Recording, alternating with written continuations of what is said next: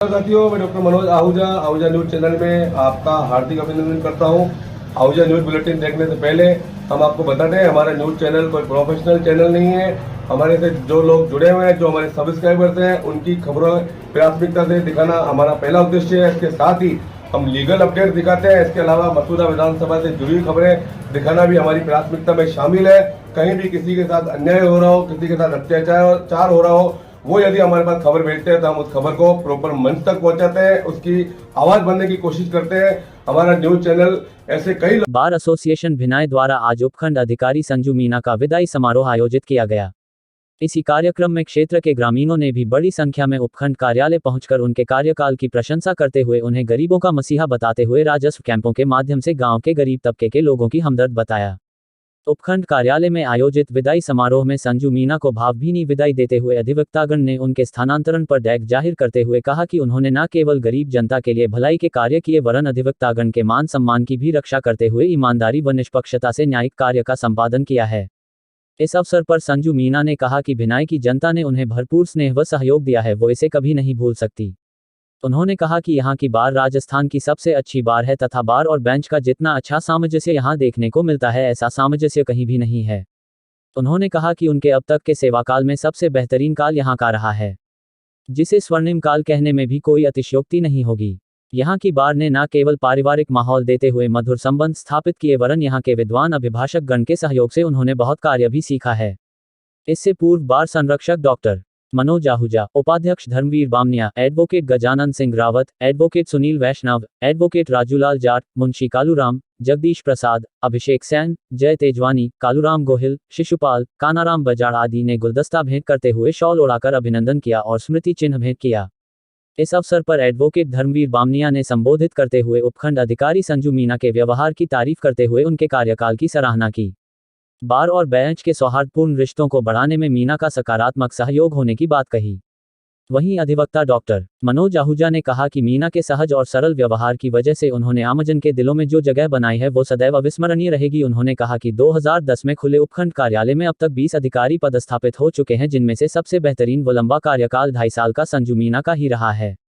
इस अवसर पर कार्यालय में उपस्थित विकास अधिकारी सीमा गौड़, ब्लॉक शिक्षा अधिकारी बद्रीनारायण मिश्रा सहित कई अधिकारियों व कर्मचारियों ने भी मीना के कार्यकाल की तारीफ करते हुए उनके उज्जवल भविष्य के लिए शुभकामनाएं दी।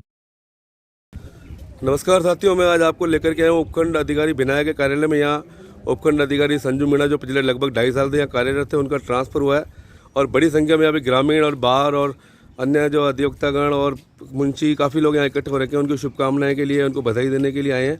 बधाई इसलिए दे रहे हैं कि उनका काफ़ी अच्छा कार्यकाल रहा और यहाँ पास में ही उनका ट्रांसफ़र मसूदा ही हुआ है, इसलिए सभी लोग शुभकामनाएं देने के लिए उपस्थित हुए। मैं कुछ ग्रामीणों से आपकी बात करा रहा हूँ। हाँ जी, आप बताइए थे कैसा रहा मैडम का कार्यकाल? मैडम के कार्यकाल की मैं प्रशंसा जितनी कम करूँ उतनी कम है। मैडम के 1.5 साल के कार्यकाल में जिस प्रकार से प्रशासन गाँवों के संग अभियान में जो कार्य रहा है, बहुत ही सराहनीयपूर्ण रहा है।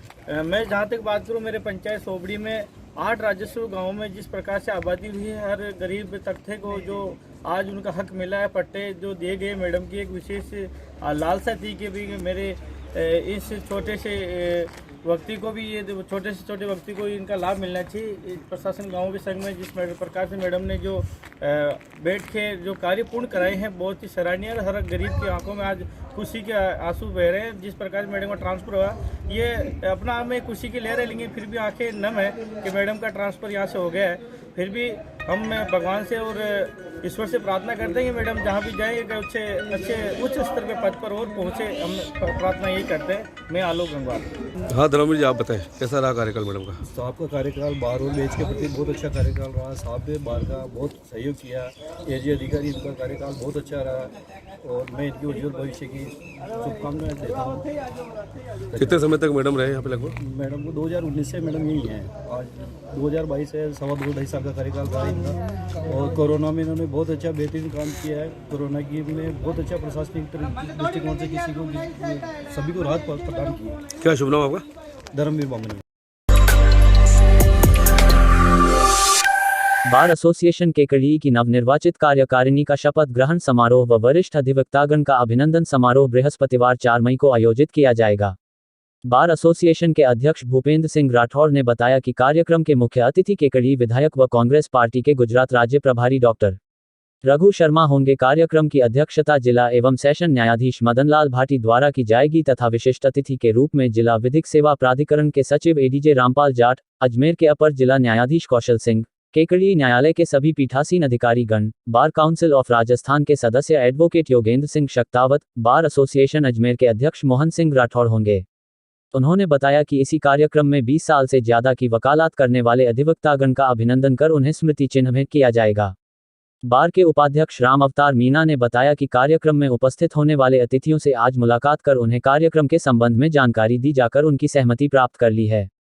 कार्यक्रम के सफल आयोजन के लिए बार के पूर्व अध्यक्ष चेतन धाभाई को संयोजक व वरिष्ठ अधिवक्ता नवल किशोर पारीक को सह संयोजक की जिम्मेदारी दी गई। उन्होंने बताया कि आज अजमेर के जिला जज सहित विधिक सेवा प्राधिकरण के सचिव रामपाल जाट व बार अध्यक्ष मोहन सिंह राठौर को निमंत्रण देते समय अध्यक्ष भूपेंद्र सिंह राठौर, पूर्व अध्यक्ष चेतन धाभाई, एडवोकेट नवल किशोर पारीक, सत्यनारायण हावा, डॉक्टर मनोज आहूजा, नितिन जोशी आदि मौजूद रहे। पारिवारिक न्यायालय के भवन निर्माण में शीघ्रता लाने के लिए आज राजस्थान हाईकोर्ट के न्यायाधीश नरेंद्र सिंह ढड्ढा से पारिवारिक न्यायालय के संरक्षक पूनमचंद भंडारी, एडवोकेट अध्यक्ष डीएस शेखावत व महासचिव विष्णु शर्मा व रजनी अग्रवाल मिले और श्री ढड्ढा को ज्ञापन दिया तथा पारिवारिक न्यायालय के निर्माण के लिए जो कार्रवाई चल रही है उसकी प्रगति बताई। भंडारी ने कहा कि आप पारिवारिक न्यायालय में जयपुर में जज रहे हैं और वहां की परेशानी आप समझते हैं, इसलिए जितनी जल्दी हो सके पारिवारिक न्यायालय भवन बन सके। शेखावत ने कहा कि पारिवारिक न्यायालय बार एसोसिएशन ने लगातार प्रयास करके सरकार से गांधीनगर मोड़ पर 4000 गज जमीन का आवंटन करवाया और जेडीए से कब्जा दिलवाया तथा जमीन की रजिस्ट्री भी मुख्य मेट्रोपॉलिटन मजिस्ट्रेट जयपुर के नाम करवाए और उसके पश्चात लगातार प्रयास करके भवन के नक्शे बनवाए गए और उस पर करीब 26 करोड़ की लागत आने की संभावना बताई। भवन का नक्शा राजस्थान हाईकोर्ट की बिल्डिंग कमेटी को भिजवा दिए गया है और श्री ढड्ढा से निवेदन किया कि अतिशीघ्र बिल्डिंग कमेटी से नक्शा अप्रूव करवा कर सरकार को भेजा जाए तो एसोसिएशन पूर्ण प्रयास करेगी कि जल्दी से जल्दी बजट मिले और निर्माण कार्य चालू हो। वर्तमान में पारिवारिक न्यायालय में 5 कोर्ट का प्रावधान है लेकिन 3 जज ही काम कर रहे हैं क्योंकि 2 जजों के बैठने के लिए भवन नहीं है और मुकदमों की संख्या लगातार बढ़ रही है। जो प्रस्तावित भवन बनेगा उसमें 2 तलघर और 5 मंजिला भवन का निर्माण होगा। श्री ढड्ढा ने विश्वास दिलाया कि वह पूरा प्रयास करेंगे कि जल्द से जल्द पारिवारिक न्यायालय के भवन का निर्माण हो।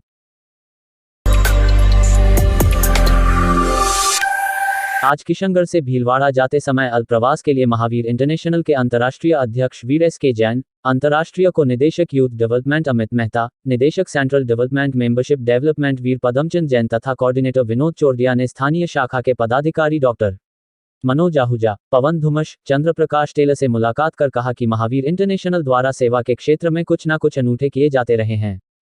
उन्होंने कहा कि महावीर इंटरनेशनल का मुख्य उद्देश्य जियो और जीने दो है। मानव मात्र की सेवा उनका मुख्य उद्देश्य है। इस अवसर पर अंतर्राष्ट्रीय अध्यक्ष जैन ने स्थानीय शाखा द्वारा किए जा रहे सेवा कार्यों की जानकारी ली, जिस पर डॉक्टर मनोज आहूजा ने कोरोना काल में किए गए कार्यों की जानकारी देते हुए वर्तमान में पक्षियों के लिए लगाए गए परेडों की जानकारी दी।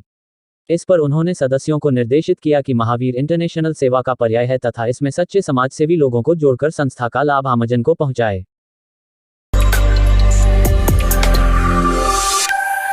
चित्तौड़ के एनडीपीएस जज किशन गुर्जर ने बृहस्पतिवार शाम को शहर के रिसोर्ट में अपना 60वां जन्मदिन परिवार के सदस्यों, मित्रों व शुभचिंतकों की मौजूदगी में सादगीपूर्ण तरीके से मनाया। इसी कार्यक्रम में जिले के न्यायिक अधिकारियों, अधिवक्तागण सहित प्रदेश के अधिवक्ताओं ने शनिवार को होने वाली सेवानिवृत्ति का कार्यक्रम भी आयोजित किया।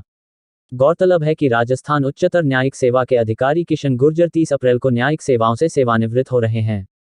इसलिए पिछले करीब 15 दिनों से उनके सम्मान में समारोह के आयोजन हो रहे हैं।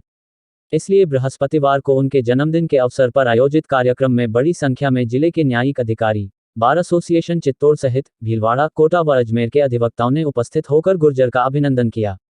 इस अवसर पर कार्यक्रम में उपस्थित प्रदेश के विभिन्न जिलों से आए हुए अधिवक्तागण ने गुर्जर की कार्यशैली की खुले मन से प्रशंसा करते हुए कहा कि गुर्जर ने बहुत कम समय में न्यायपालिका में नए कीर्तिमान स्थापित किए हैं। अजमेर के वरिष्ठ अधिवक्ता सत्यनारायण हावा ने कहा कि उन्होंने वकालत की शुरुआत किशन गुर्जर के साथ ही प्रारंभ की थी। उन्होंने कहा कि गुर्जर एक जिंदादिल इंसान है। उन्होंने वकालत के पेशे को भी सेवा समझकर अपनाया। गरीबों की निःशुल्क पैरवी करके वो काफी खुशी महसूस करते थे, इसलिए वो वकालत के शुरुआत के समय से ही उन्हें अपना आदर्श मानते हैं। उन्होंने कहा कि जब से उनका न्यायपालिका में सिलेक्शन हुआ है तब से लोगों के मुंह से ही उनकी तारीफ सुनता हूं। उन्होंने कहा कि ये बात बिल्कुल सच है कि गुर्जर जहां भी रहे उनका व्यक्तित्व बिल्कुल अलग ही रहा है। चाहे वकालत का क्षेत्र हो, चाहे राजनीति का और चाहे पत्रकारिता का। इन्होंने हर क्षेत्र में नए कीर्तिमान स्थापित किए हैं। एडवोकेट डॉक्टर मनोज आहूजा ने कहा कि गुर्जर के व्यक्तित्व में यूं तो बहुत सारी विशेषताएं हैं, लेकिन सबसे महत्वपूर्ण विशेषता यह रही है उनके पास जो भी व्यक्ति अपनी समस्या लेकर आता है, उसका काम करना वो अपनी प्राथमिकता मानते हुए करते हैं, और जब तक वो उसका काम नहीं कर देते तब तक चैन से नहीं बैठते हैं। उन्होंने कहा कि वकालत के लंबे अनुभव तथा जमीन से जुड़े हुए होने के कारण उन्होंने न्यायपालिका में भी नए कीर्तिमान स्थापित किए हैं। उन्होंने कहा कि न्यायपालिका में सिलेक्शन होने के बाद भी उन्होंने अपना व्यवहार वैसा ही रखते हुए लोगों की हर संभव मदद की है। भीलवाड़ा के वरिष्ठ अधिवक्ता लादू लाल गुर्जर ने बताया कि वो जब भीलवाड़ा पदस्थापित थे तब उन्होंने एक दिन में 51 फैसले करते हुए न्यायपालिका के इतिहास में एक नया अध्याय जोड़ा है तथा 51 असहाय परिवारों को क्षतिपूर्ति राशि दिलाई तथा इस क्षेत्र में कई गरीबों पीड़ितों को सस्ता, सुलभ व शीघ्र न्याय दिलवाया। उन्होंने कहा कि लोग उन्हें भगवान के रूप में मानते थे। गुर्जर ने जिस प्रकार से कम समय में नए कीर्तिमान स्थापित किए हैं उसके अनुसार सभी अधिवक्तागण का कहना रहा है कि उन्हें न्यायपालिका के आदर्श के रूप में प्रस्तुत करते हुए नए न्यायाधीशों को ट्रेनिंग देने का मौका मिलना चाहिए ताकि नए न्यायाधीशों को पता लग सके कि एक न्यायाधीश कैसा होना चाहिए। तो निश्चित तौर पर न्यायपालिका में बेहतरीन जज आएंगे जिनका लाभ आम जनता को मिलेगा और इस न्यायपालिका का नाम और बुलंद होगा। नेता प्रतिपक्ष राजेंद्र राठौड़ का अल्प समय के लिए विजयनगर पहुंचने पर भाजपा कार्यकर्ता द्वारा होटल सांझ में भव्य स्वागत किया गया। इस मौके पर राठौड़ साहब ने कहा कि भ्रष्टाचार का आलम यह है कि कांग्रेस नेता अपनी ही अदृश्य सरकार के खिलाफ मुखर हो रहे हैं। उन्होंने कहा कि यह वादा फरामोश सरकार जनता को पहले दिन से धोखा दे रही है। 10 दिन में किसानों का संपूर्ण कर्जा माफ करने की पहली घोषणा भी आज तक में पूरी नहीं हुई। आज राजस्थान में एक भय का माहौल बन चुका है। राजस्थान की कांग्रेस सरकार हर मोर्चों पर विफल साबित हो रही है। आज राजस्थान में बिजली संकट गहराया हुआ है जबकि मुख्यमंत्री कह रहे हैं कि हमारे पास कोयला नहीं है। मैं मुख्यमंत्री को यह कहना चाहता हूं कि आपने बजट में मुफ्त की योजनाओं के लुभावने वादे जनता के साथ करके जनता के साथ धोखा किया है। कहां गया राजस्थान का कोयला? मुझे तो यह लगता है कि यह गहलोत सरकार की भ्रष्टाचार की और कोई नहीं योजना लगती है। राजस्थान में भीषण गर्मी के बीच गहराते बिजली संकट से आमजन का जीना बेहाल होता दिखाई दे रहा है।